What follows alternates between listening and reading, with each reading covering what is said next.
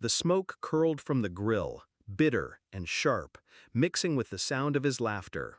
He looked at me over his beer, face red, eyes shining with cruelty he thought was humor. "You're old enough to pay rent or get out." The table erupted. My uncles slapped their knees. My cousins smirked. My mother sipped her wine, silent as ever. I didn't laugh. I never laughed at his jokes, because I was always the punchline. I just stared at him, calm, expressionless.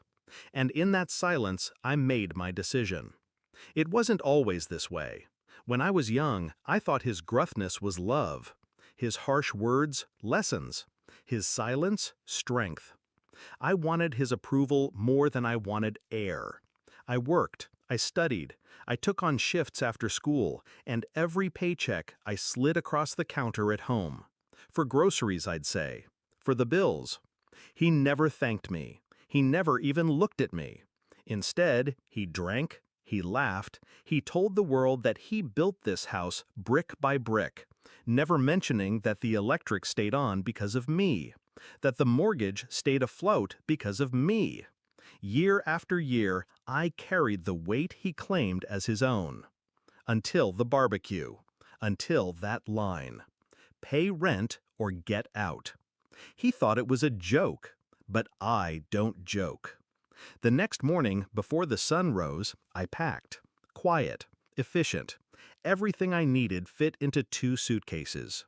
At breakfast, I left the keys to the house on the counter. I didn't slam the door, I didn't make a scene. By noon, I was unlocking the front door of my new home. Mine. Paid for in full with the savings he never knew I had. While he mocked, I had been planning. While he drank, I had been building. By evening, I was standing in their living room again, this time not as their dependent child, but as their creditor. He was in his recliner, beer balanced on his belly. The TV hummed. She was at the table, flipping through mail. Bills. Stacked high, unopened, waiting for me. They didn't look up until I spoke. "I moved out today." He chuckled. "What, finally grew a backbone?" I set the folder on the table. Their utility accounts. Their mortgage balance. Every bill I had been paying for the past 6 years, in my name. "I'll be stopping all payments," I said. My voice was steady, cold. "Starting now." Their faces drained of color. You see, it wasn't just rent, it wasn't just groceries. I had put every account under my name to protect them when their credit collapsed. Water, gas, power, even the house, refinanced using my paycheck as collateral. Without me, they had nothing but overdue balances and a debt they couldn't climb out of. For years, they had mocked me while I shielded them. Now, with one decision, I stripped it all away. The silence that followed was heavy. My father's jaw tightened, but he said nothing. My mother's hands trembled as she shuffled the papers, realizing what they meant. "You can't just," she started.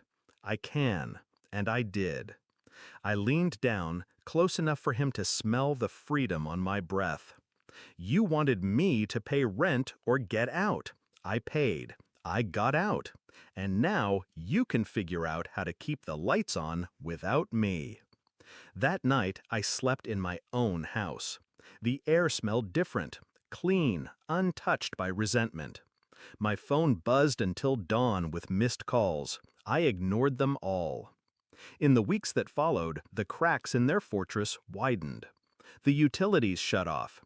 Late notices piled at their door. Neighbors began to whisper. The same man who mocked me as weak was now begging for extensions, red-faced at the bank, humiliated at the corner store when his card was declined. I didn't need to see it to know. Word traveled fast. Do you know what revenge tastes like? It's not fire. It's not rage. It's silence. It's the power of walking away, leaving them to choke on the weight they once forced you to carry.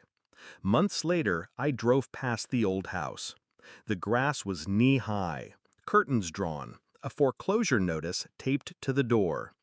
He sat on the porch, thinner now, a cigarette burning low between his fingers. He looked smaller, weaker, he looked breakable. For the first time in my life, I didn't want his approval. I didn't want his love. I wanted nothing. And nothing is the sharpest blade of all. At that barbecue, he thought he was cutting me down. Instead, he freed me. He thought his laughter was the last word. But the silence I left behind, that was the final blow.